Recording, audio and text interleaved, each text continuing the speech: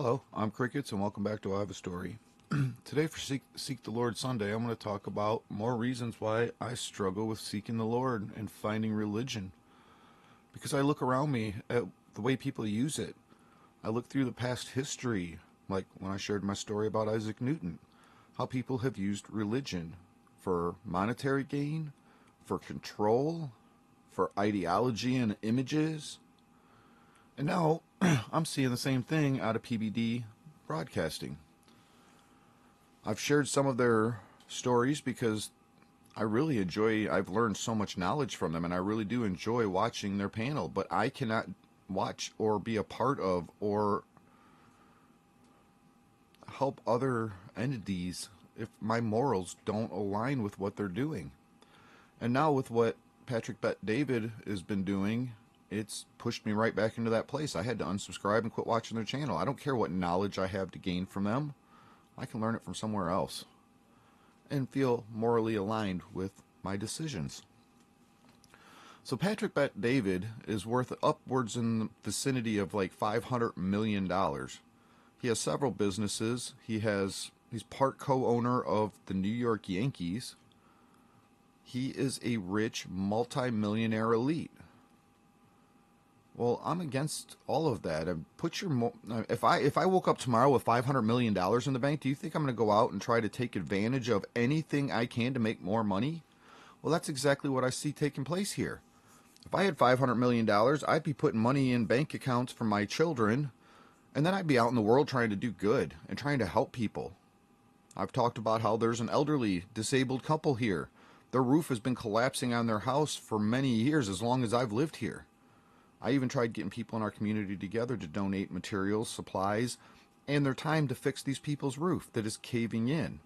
I'd like to go take a picture of it right now, but everything's covered in snow and you can't actually see the roof, and I'm questioning whether the roof will even last this winter.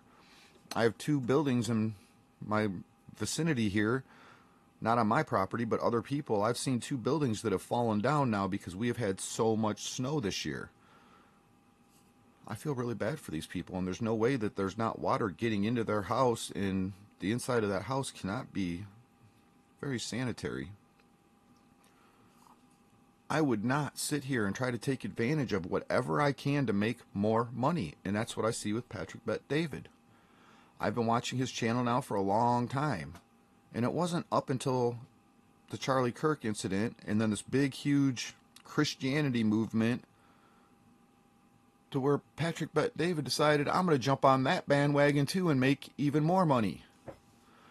And I'm grateful that he puts his personal advertisements at the end of his shows. And his personal advertisements aren't getting paid from other people, it's selling his own product. But at the same time, he jumps on this bandwagon, this Faith Over Fear collection, which I never saw him advertise anything about faith up until there was a bandwagon to jump on to make even more money. Faith over fear, that saying's been around for a long time. It's not like they made that up, but they pretend like they do. They act like they do on their channel. But that's been around for a long time. Now, does any of this fall underneath what we have been taught about the 7 deadly sins? I mean, isn't that all supposed to be against what religion teaches us? But I'm going to turn to all these people looking to seek the Lord and seeing that they're jumping on the bandwagon that everything that religion is against. You're $100 millionaire, Godzillionaire, but yet you're going to jump on a bandwagon pushing religion because you found a way to make money off of it.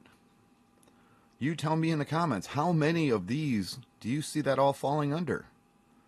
Joe Rogan, a Godzillionaire. Now all of a sudden there's a big Christianity movement, so now he's going to come out and say, I'm a Christian. And now even Joe Rogan is putting advertisements and getting paid to put advertisements on his channel. I'm not going to watch YouTube to see their disgusting commercials they even want to show to me.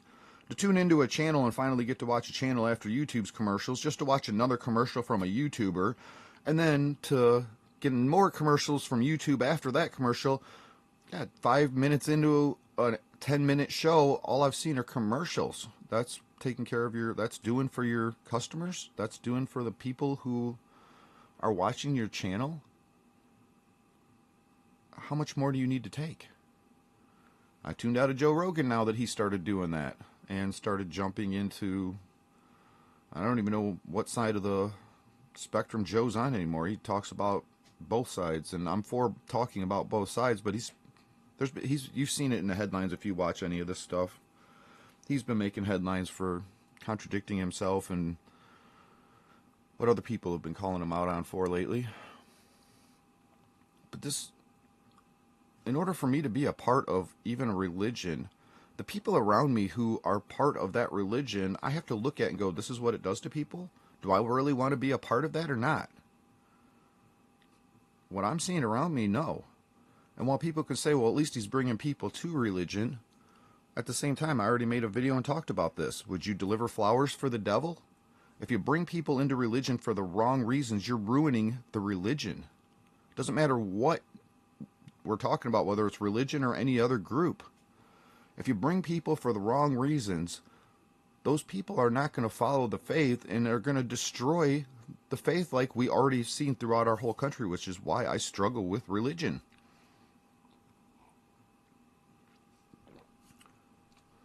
So you tell me, which one of these, how many of these 7 deadly sins that we're not supposed to commit do you see these people following?